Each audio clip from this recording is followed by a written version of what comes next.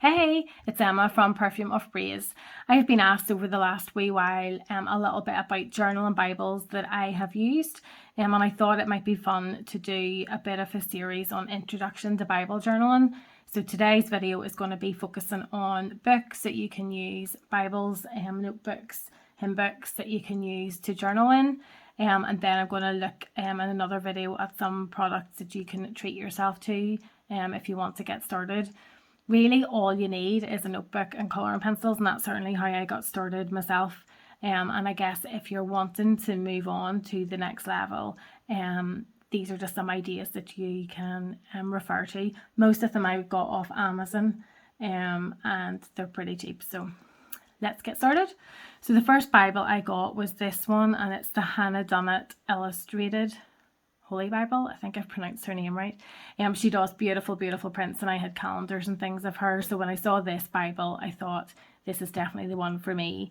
And this is actually the second Bible, because I'd sort of filled most of the other one with some journaling too. So I'll just give you a wee quick overview of it. So basically all of the pages, if I maybe turn over to this one, all of the pages are a single column. So basically it's just the scripture passage down one part of it, and then on the side there is like a 2.5 inch margin really to be able to journal whether it's prayers or drawings or whatever paintings that you want to do here. Some of the in this one has the pictures, as I said, that Hannah has painted through it, and they're absolutely stunning. So don't be feeling under pressure to be as perfect as she is. And journaling is definitely a personal thing, and I know I post some of the things that I do on it to encourage other people, but certainly doing journaling is not about having the most amazing artwork. It's just about connecting with the passage in whatever creative way that you want to do. I really like this Bible because it has white pages, which is, maybe a reflection of my personality, but sometimes the cream pages can be hard if you're printing things out to stick on and the cream and the white clash. I know that's really goes against everything that I've just said about it being a personal thing, but anyway, if you're like me and you don't want things to clash, this is a great Bible to have. And as I said, it's the NIV version. So that's the first one. Then I have this one. So I've had this for quite a few years. It's called the Journal and Psalter by Crossway. Again, it was from Amazon. I think it was about £20. And I'm not sure what the cover is. It's maybe, as you can see, I don't necessarily treat the cover particularly well. But basically what this is, it's Psalms. So it's a whole book just full of different Psalms, all kind of typed out. The difference in this one is that it's cream paper, which I actually don't mind in this one. It's got lines on it. So if this is something that you're more interested in writing prayers and it's not about doing art kind of stuff in it, this is perfect. I really like it because it's a little bit smaller. As you can see, sometimes I start things and then don't finish, and that's also okay. But this one's great just for like little quick things. I like doing lettering and stuff in this. And yeah, so it's a really good one. So if you're wanting to get started and maybe the whole Bible feels a little bit intimidating, then this is certainly a really nice one to start with. And again, this is just really simple, putting some felt tip down and smooshing it onto the page, which I'll show in another video, and some pen and stuff. But I can still remember the day I sat and wrote this out, and the prayers I prayed at that time. So that's that one. So that's the Journal and Psalter. Another one that I love to use, and probably is my favourite, is a hymn book. This is actually one that I bought. I had previously got one in like a second-hand shop, which I loved, and it's obvious what it is. It's a hymn book, and sometimes it can be a bit intimidating when you get started. I know when I started, the thought of having to write on the Bible or paint on the Bible, it just kind of made me feel a bit, as I described, my Presbyterian heart was going like a dinger, going, is this okay? So if you're maybe a bit scared of starting in a Bible, this is a really lovely way of getting started. And yeah, it's just connecting with some of the different songs and the lyrics of the songs.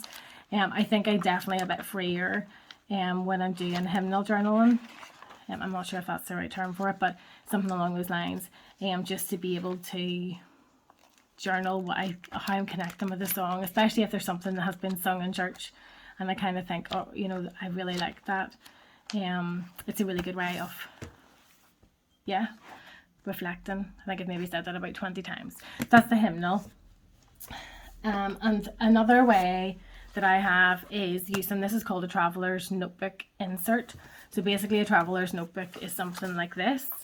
And it has little elastics in it that you're able to put in your books. And I use this as a prayer journal, so it'll just kind of flick through quickly.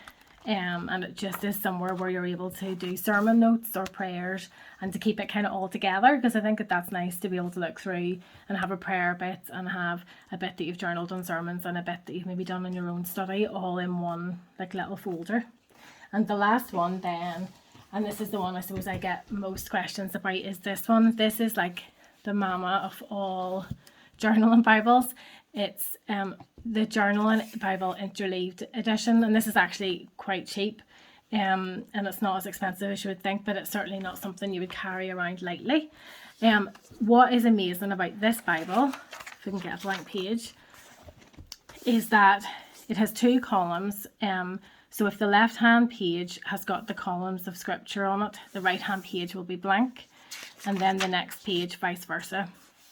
So that if you're worried about writing in the Bible, or you're wanting to do painting or stick things in or be a wee bit more creative and not to cover any of the text up at all, then you've got a whole page to do that. Now that can be quite intimidating at the beginning, but once you kind of get your head around it, sometimes I will do like lots of smaller bits and kind of put lines through to show where it's connected to the passage, because it's got the 2 columns, if that makes sense, compared to the other ones that just had 1 column, and it was easier to kind of correlate what you have been writing about.